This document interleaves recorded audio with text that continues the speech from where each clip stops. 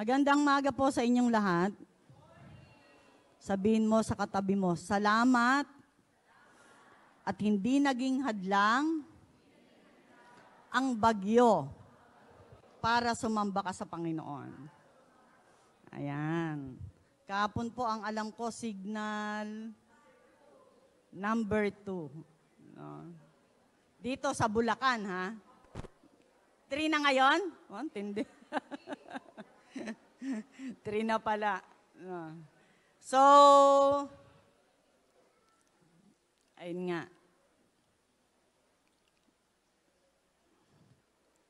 Salamat sa Panginoon sa umagang ito na muli ay nagsama-sama po tayo.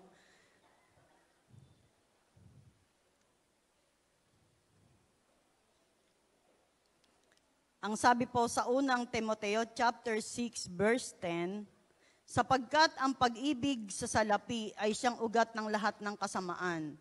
Dahil sa paghangad na magkamal ng salapi, may mga nalayo sa pananampalataya at nasadlak sa paghihirap ng kalooban. So ang topic po natin ngayong umaga,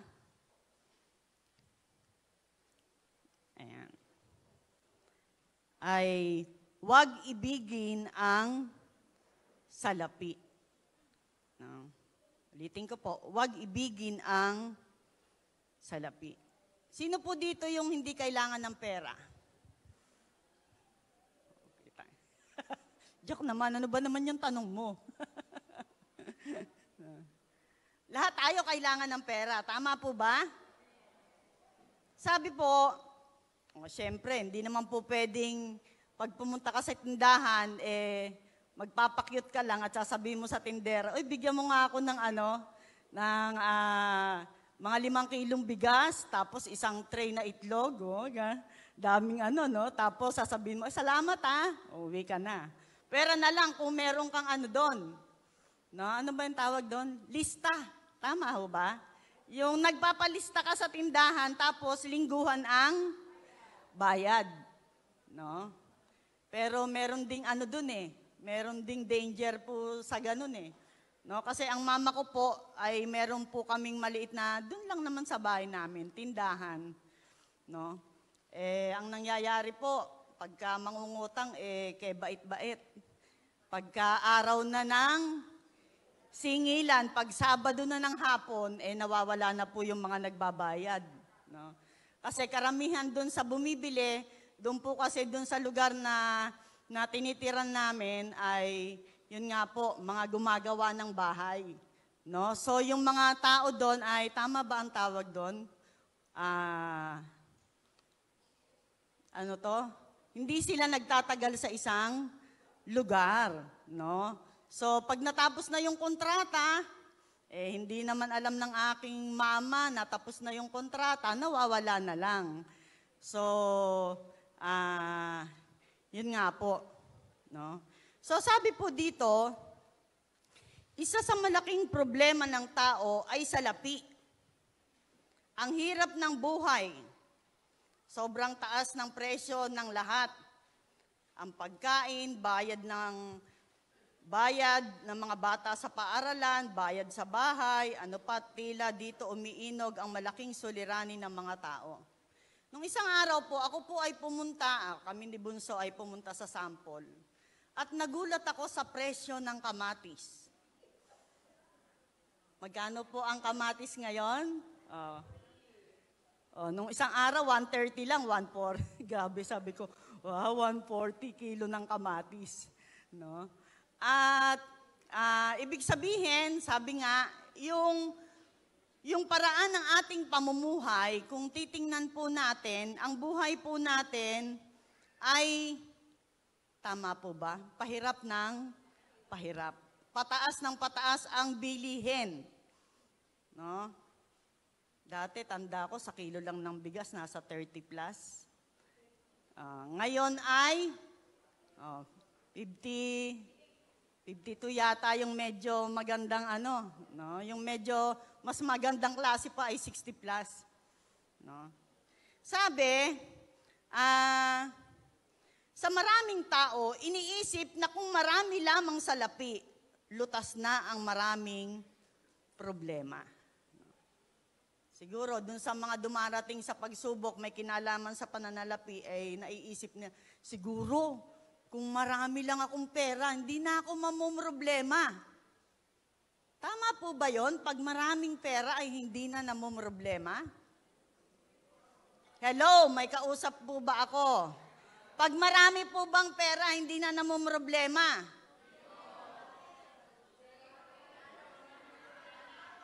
Mga katulad ni Brother Dante, hindi masyadong namumroblema yan, no? Sister Irene, Brother Aldrin, no? Si Doña Edeng, nasan ba si Doña Edeng? Si Nana Edeng, tawag namin kay Nana Edeng, Doña Edeng, no? Talaga namang. So, sabi, yung iba iniisip nila, pag maraming pera, walang problema.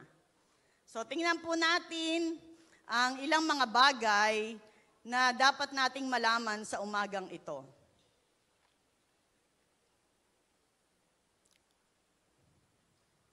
Ang mayaman ay hindi masasabing higit na maligaya kaysa mahirap. Ulitin ko po, ang mayaman ay hindi masasabing higit na maligaya kaysa mahirap. Marami ang nag-iisip na ang salitang lungkot ay hindi kailanman maikakabit sa taong mayaman na. May tungkulin. Subalit ito ay buksan po natin muli ang ating mga Biblia. Tingnan po natin ang isang tagpo sa Biblia. Lucas chapter 18. Verse 18 to 23. Sabayan niyo po ako sa pagbasa. Lucas 18, chapter 18, verse 18 to 23. Isang lalaking may tungkulin sa bayan ang nagtanong kay Jesus, "Mabuting guro, ano po ang dapat kong gawin upang magkamit ng buhay na walang hanggan?" Sumagot si Jesus, "Bakit mo ako tinatawag na mabuti? Walang mabuti kundi ang Diyos.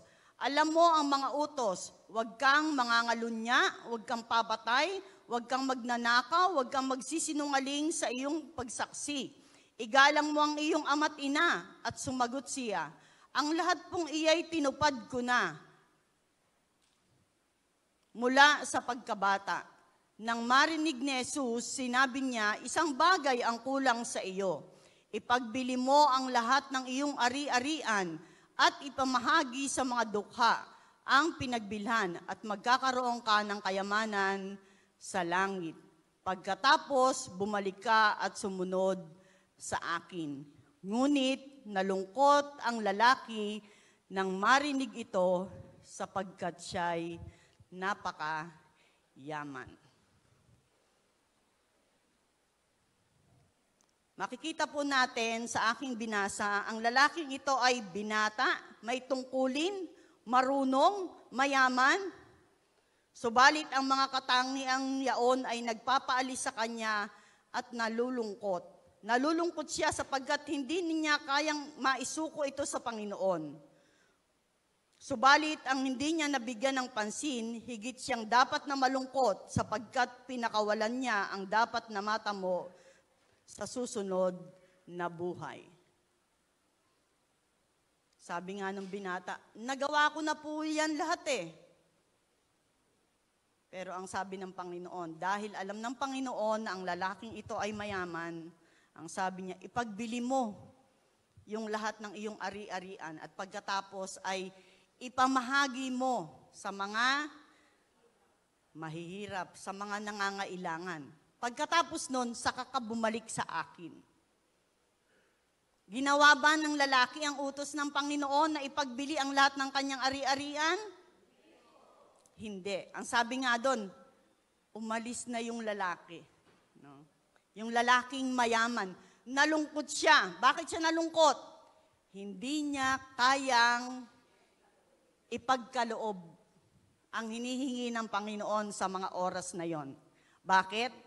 Sapagkat sa kanyang pananaw, higit na mahalaga ang yaman na kung saan mayroon siya, kaysa yung kaligtasan na ipinagkakaloob sa kanya ng Panginoon. At ang hinihingi sa kanya ng ating Panginoong Yesus na pagsunod. Di ba ang sabi, pag nagawa mo na yan, bumalik ka sa akin at saka ka sumunod. Ibig sabihin, ang lalaking ito, mas pinili niya ang kanyang kayamanan kaysa sa pagsunod sa ating Panginoong Hesus. Ilang bagay po ang dapat nating tandaan at pag-aralan ngayong umaga. Number 1. Ayan. Ang sabi po, hindi ito nagdadala ng tunay na kasiyahan. No? Yung tinutukoy po na tunay, hindi ito nagdadala ng tunay na kasiyahan, ay yun nga pong pinag-aaralan natin. May kinalaman sa pananalapi.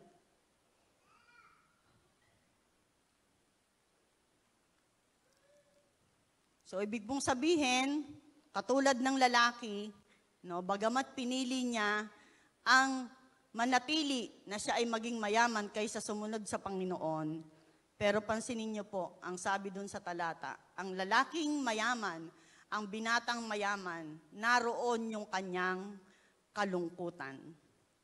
Sa atin din po, sinabi ni Benjamin Franklin, kailanman hindi pa nakapagbigay ng kasiyahan ang salapi at laging hindi.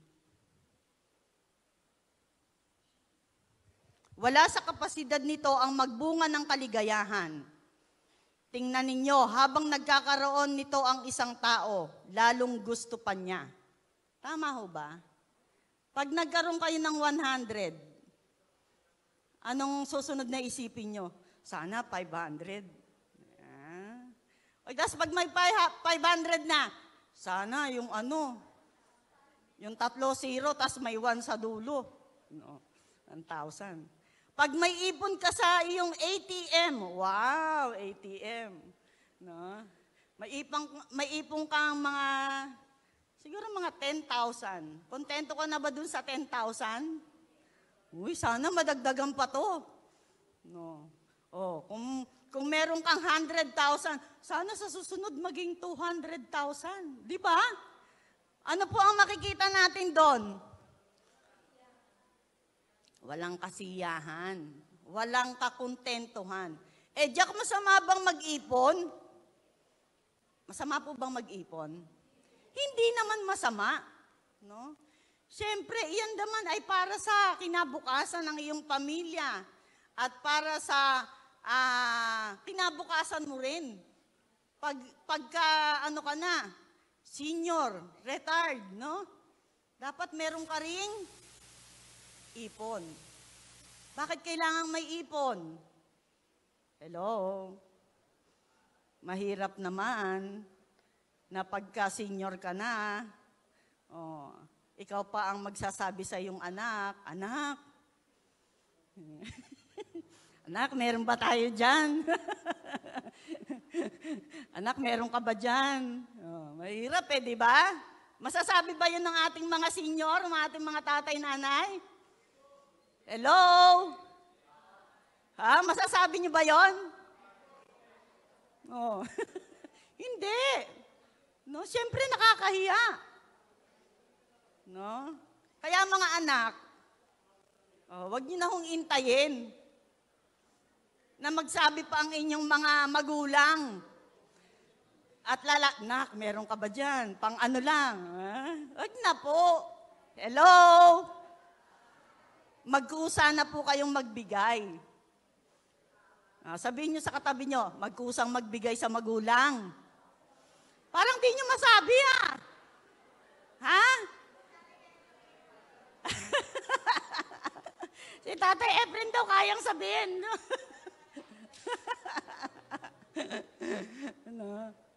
So, wag niyo na pong hintayin na lumapit pa si nanay at si tatay sa Jack, may pamilya na ako, di ba? Pag may pamilya na, syempre, priority ko na yung pamilya ko.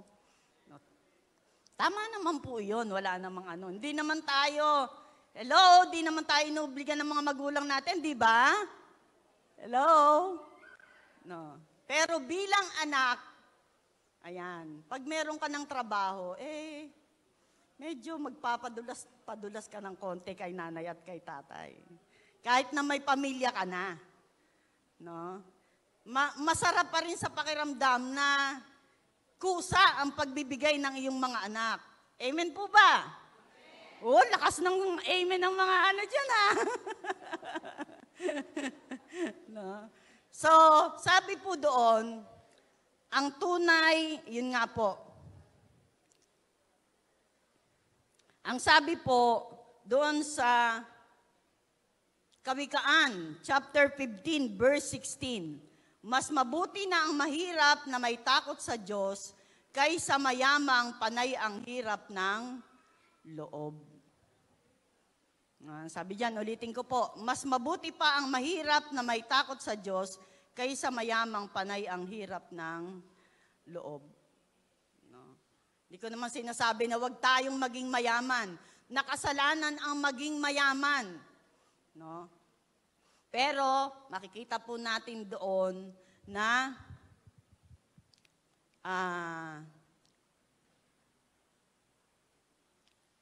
yung kayamanan, minsan po ito ang nagdadala ng hirap ng loob. At ang kayamanan ay minsan ito rin ang pinagmumula ng hindi pagkakasundo-sundo.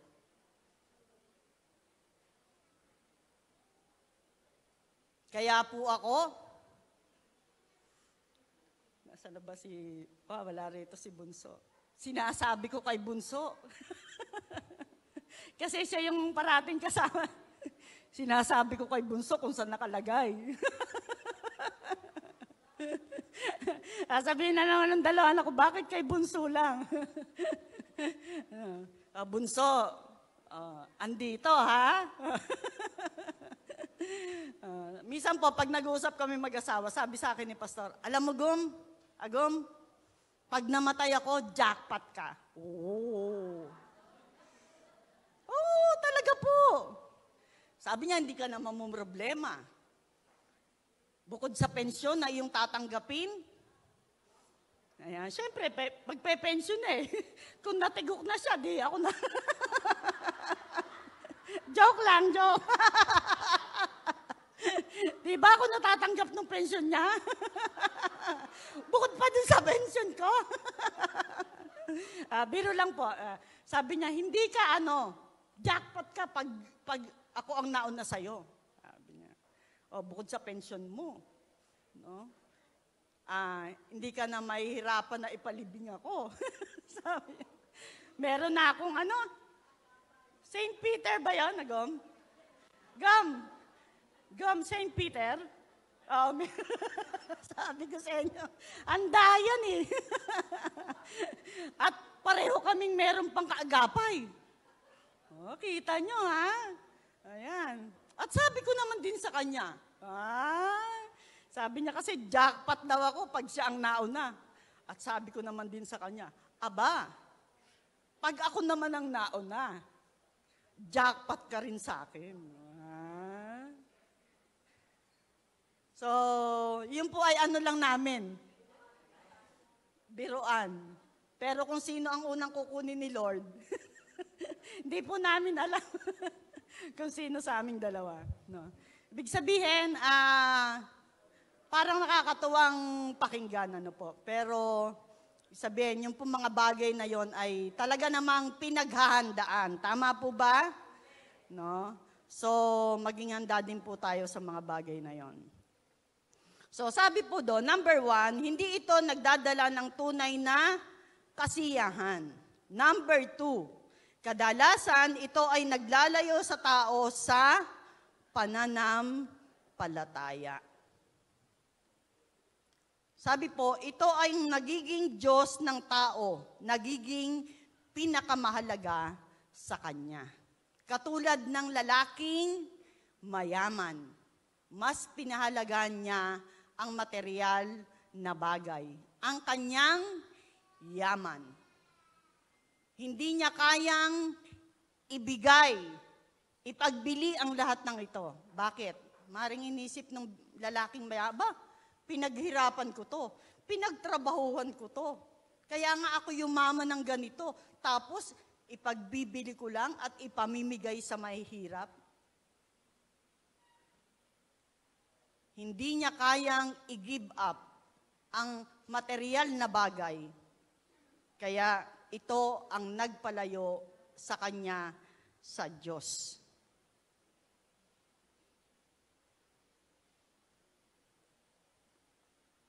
Dapat din po nagiging tayo na mga mananampalataya, nagiging maingat din tayo na parati nating chinecheck ang ating sarili.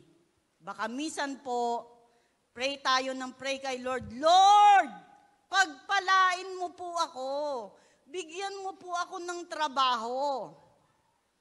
Nung binigyan na ni Lord ng trabaho, naku, natapat, linggo may pasok. No? Hindi naman pwedeng umabsent. Ang nangyari, unti-unti, hindi na nakakasimba. No? At maaaring ang trabaho na yon na hiningi sa Diyos ang maging dahilan para mapalayo sa ating Diyos.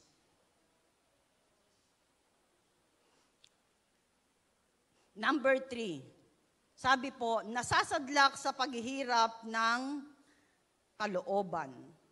Nagkaroon ng maraming kaibigan, subalit hindi nakasisiguro kung ang mga ito ay tapat o dahil lamang sa nakukuha sa kanya. Natatandaan niyo po yung alibughang anak? No? Na kung saan yung dalawa ang anak ng mayamang lalaki at hiningi ng bunso yung kanyang mana. Nabuhay pa ang kanyang tatay. Pero dahil sa pagmamahal ng tatay sa kanyang bunsong anak, kahit na siya ay buhay pa, ibinigay ang mana. Sa simula, masaya ang bunsong anak. Marami siyang kaibigan. No? Pero lumipas ang panahon, yung pera o yung pamana sa kanya ng kanyang ama ay naubos. Nung siya ay maraming pera, marami siyang kaibigan. Pero nung nawala na yung kanyang pera, naubos na yung pamana ng kanyang tatay, nung kanyang mayaman na tatay, nawala na rin ang kanyang kaibigan. So, pinapakita po sa salita ng Diyos na ito, ang katotohanan na sa ating buhay din naman, maging maingat po tayo sa pagpili ng mga kaibigan. Lahat ba tayo may kaibigan? Siyempre naman. No? Pero ang tanong, tunay ba? Tunay ba ang iyong kaibigan? Hello? Baka kaibigan mo lang yan sa toma-toma, sa emperador. Ayan. Pagka wala ka nang maibigay, hindi ko naman sinabing mag-inuman kayo, ha? Pero pag walang-wala ka, hindi mo na siya malapitan. Hindi mo na madama na tunay ang kanyang pakikipagkaibigan sa iyo.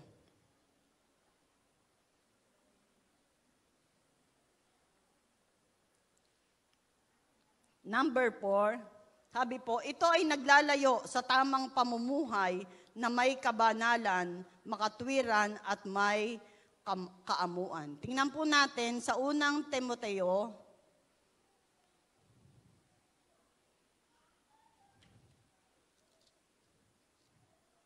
chapter 6, verse 11.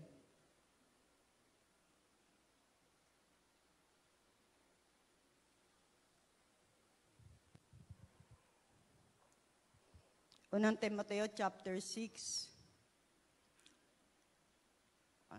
Sorry po.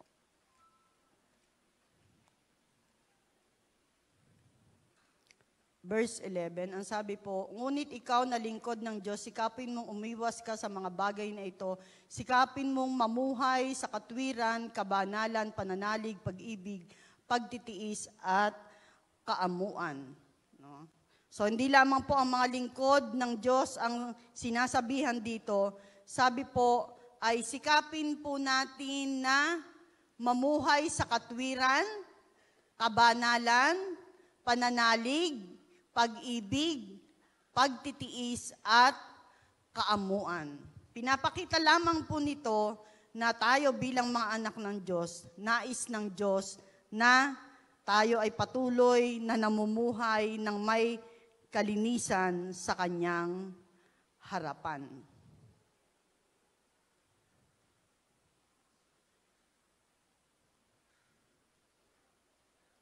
Panglima po ang sabi, ang salapi ay hindi nananatili. Ulitin ko po, ang salapi ay hindi nananatili.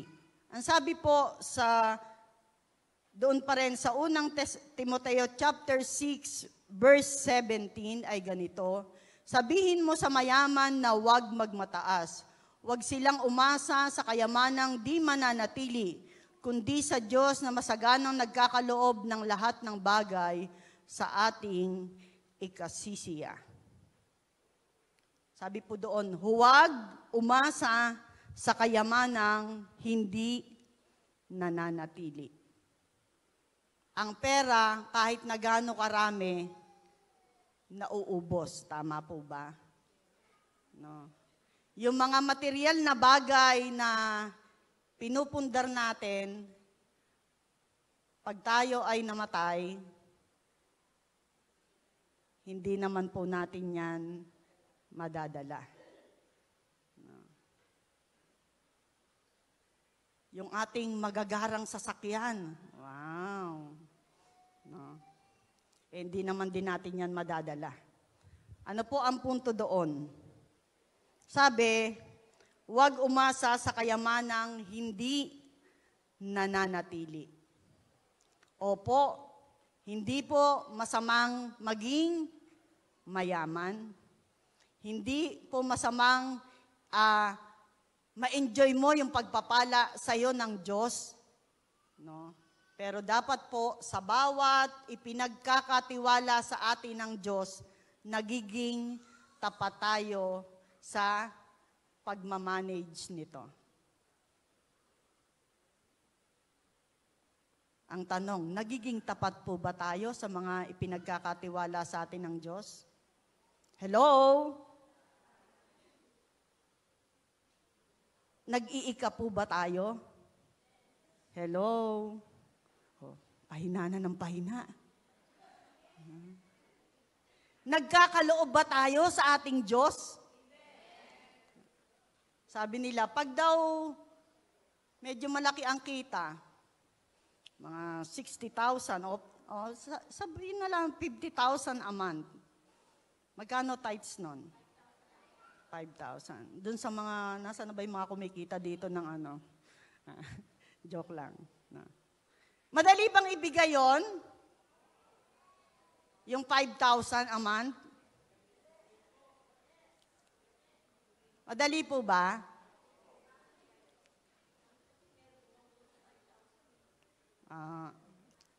No. Pero alam nyo po, pag yung ating iba yung ikapu sa pagkakaloob, yung ikapu po ay 10% ng iyong kinita. Kung ikaw ay nagtatrabaho, ang kita mo sa isang linggo ay, ayun na nga, halimbawa 5,000. Magkano yung tithes mo doon? 500. No? So sa loob ng isang buwan, kung 20,000 ang iyong kita, magkano ang iyong tithes? 2,000. No, ganun lang po ang kwentahan nun, ha? Hindi yung 20,000 less expenses, tapos yung natira, ito, ay, Lord, ito sa'yo. Oh, yung natira na lang. Hindi, ha? Kung ano ang iyong kita sa loob ng isang buwan, doon mo babawasin ang 10%. Kaya nga sinabi 10% di ba? No. So, hinahamon ko po kayo mga kapatid na tayo ay maging tapat sa pagkakaloob ng ating ikasampung bahagi. Gaano man po yang kaliit o gaano man iyan kalaki. Naniniwala po ako na pag tayo ay naging tapat sa pagkakaloob, sa pagbabalik na ikasampung bahagi natin sa Panginoon, magiging tapat din siya sa bawat isa sa atin. Amen po ba? Iba pa yung pagkakaloob. Iba pa po yun, ha? Tithes pa lang po yung ating pinag-uusapan.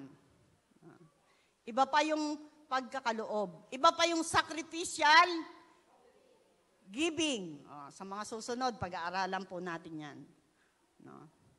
So, makikita po natin dito, mga kapatid, ang ilang mga bagay. Uulitin ko po, hindi ito nagdadala ng tunay na kasiyahan. Number 2, kadalasan ito ay naglalayo sa tao sa pananampalataya. Number 3, nasasadlak sa paghihirap ng kalooban. Number 4, ito ay naglalayo sa tamang pamumuhay na may kabanalan, makatwiran at may kaamuan. At number 5, ang salapi ay hindi nananatili. Nanalo si Kate Nicholson ng $426,495 sa British soccer pool at ipinahayag ng asawa nito na wala siyang gagawin kundi gumasta, gumasta at gumasta. Ayos yung asawa. Bumili sila ng napakagarang bahay na nagkakahalaga ng $47,600. Samantalang dati ay nangungupahan lamang sila ng salo-salo, kaya't sa loob ng 4 na taon, naubos nila ang $196,000. At noong 1966, si Nicholson ay namatay sa pagkabangga ng kabibili pa lamang na kotse na nagkakahalaga ng $5,600. Sa jackpot money, ang 107.113 ay napunta sa pamahalaan bilang death taxes. At ang kalahating natira ay nailagay sa trust fund para sa 3 anak. Kaya ang natira sa asawa ay $25 linggo-linggo upang siyang magastos. Hindi masama ang salapi kung ikaw ay bibigyan ng Panginoon ng marami nito. Gamitin mo ito na malulugod ang ating Diyos at makatutulong ka sa iyong kapwa. Sabihin mo sa mayayaman na huwag magmataas, huwag umasa sa kayamanang di mananatili, kundi sa Diyos na masaganang nagkakaloob ng lahat ng bagay sa ating ikasisiya. Turuan mo siyang gumawa ng mabuti, magpakayaman sa mabubuting gawa, maging bukas ang palad at matulungin sa kapwa. Sa ganitong paraan, sila makapag-iimpok para sa hinaharap at magkakamit ng tunay na buhay. Yun po ay matatagpuan sa unang Timoteo chapter 6 verse 17 to 19. Panghuli po ang sabi, dapat nating tandaan na anumang mayroon tayo ay mula sa Diyos. Wala tayong dalang anuman nang isilang tayo.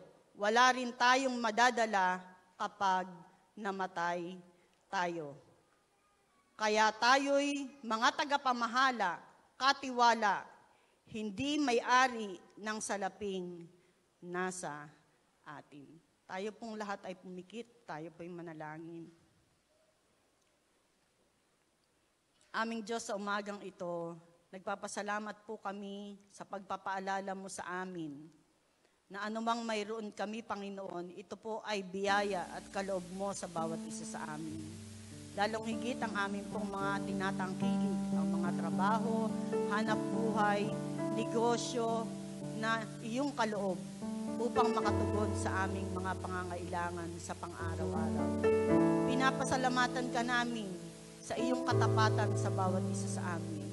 Salamat sa katotohanang kailanman, O aming Diyos, hindi ka nagkulang sa aming mga pangangailangan. Panginoon, katulad po ng aming napag-aralan, tulungan mo rin naman kami na maging maingat, Panginoon, sa mga ipinagkakatiwala mo sa amin. Tulungan mo, Lord, na sa mga pagpapalang ito, maging daan ito upang lalo pa kaming mapalapit sa iyo at hindi mapalayo, Panginoon. Tulungan mo, Panginoon, ang bawat isa sa amin na sa mga pagpapalak ibinibigay mo sa amin, masumpungan mo po ang tunay na katapatan namin sa pagkakaloob ng aming mga ikapu at bukod pa sa aming mga handog, Panginoon.